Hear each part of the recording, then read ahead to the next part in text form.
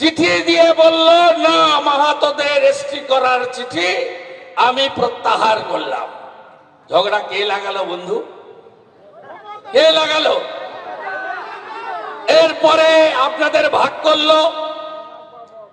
আমার হাতে তো শাহজাহান আরাবুল শকত আছে, আমার হাতে তো জাহাঙ্গীর শামীম এই মডেল আমার হাতে আছে, দেশদ্রোহীরা আছে, তাদের দিয়ে ভোট লুট করব। লাগিয়ে দিল ঝগড়া, বিধানসভা উতরে গেল। মানবাজার বান্দোয়ান রাজীব লোচন কত টাকা মেরেছে জানেন চাকরি দেওয়ার নাম করে? সন্ধ্যা টুডুর পরিবর্তন হয়নি?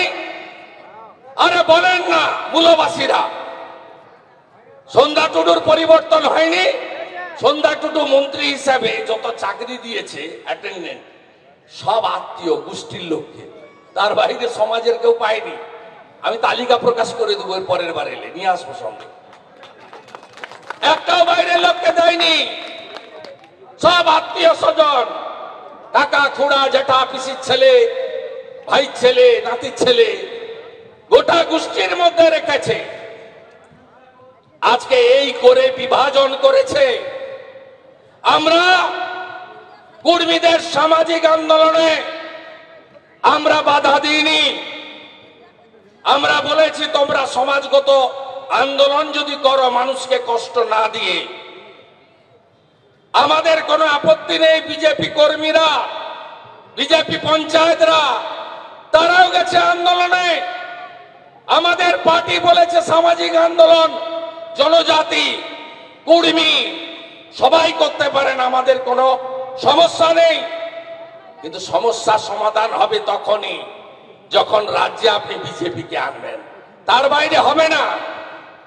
কর্মী সমাজকে বলবো নির্দল দাঁড় করালেন, কার সুবিধা করলেন? চোর তৃণমূলকে সুবিধা করলেন, ভোট কেটে নিয়ে চলে গেলেন। তৃণমূলের কর্মী নেতারা কিন্তু তৃণমূলকে ভোট দিল, আর আমাদের যারা সমর্থক তারা সমাজের সঙ্গে চলে গেল। লাভ হলো কার?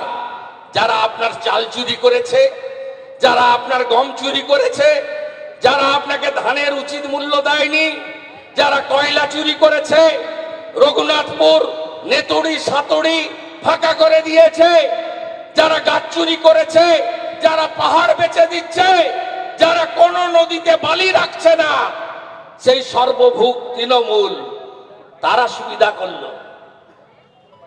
আপনাদের বলবো আগে এদের তাড়ান, 1 মিনিটে সমাধান হবে। ভারতীয় জনতা পার্টি করে, তাই উত্তর পূর্বাঞ্চলে শান্তি এসেছে মোদিজির আশীর্বাদে, অমিত শাহজির নেতৃত্বে। কাশ্মীরে শান্তি এসেছে, সমাধান হয়েছে। ওখানকার সংখ্যালঘু মুসলিমরা পুরসভা পঞ্চায়েত ভোটে পদ্ম ফুলে ভোট দিচ্ছে, কারণ নরেন্দ্র মোদী তাদেরকে সুশাসন দিয়েছেন, সুরক্ষা দিয়েছেন। 400 টাকা লিটার পেট্রোলের দাম পাকিস্তানে, 1 কেজি আটার দাম 300 টাকা পাকিস্তানে। কাশ্মীরের মুসলিম ভাইরা বন্ধুরা তারাও বুঝেছেন যে নরেন্দ্র মোদী সবার জন্য কাজ করেন। বন্ধু বলুন তো, মোদীজি রাম মন্দির তৈরি করার আগে, রাম মন্দির মোদীজি করেছেন মানে সুপ্রিম কোর্টের নির্দেশে হয়েছে। আবার অন্য সম্প্রদায়ের জন্য তাদের ধর্মস্থান তৈরি করার জন্য যোগী আদিত্যনাথজি সুপ্রিম কোর্টের নির্দেশ মেনে তাদের জায়গা প্রোভাইড করেছে।